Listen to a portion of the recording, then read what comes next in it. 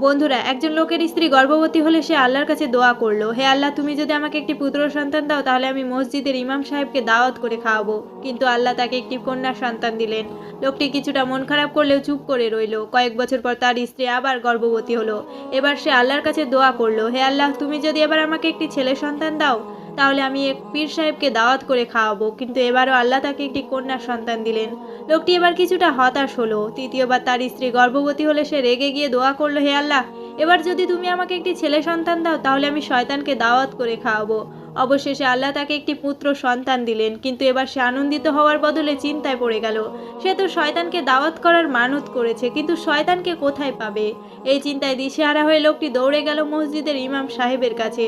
সবকিছু খুলে বলার পর ইমাম সাহেব একটু মুচকি হেসে বললেন, এ নিয়ে বেশি চিন্তা করো না, পরপর 3টি জুম্মার নামাজ খেয়াল রাখো। যে ব্যক্তি সবার শেষে মসজিদে ঢোকে এবং সবার আগে বের হয়ে যায় তাকেই বাড়িতে দাওয়াত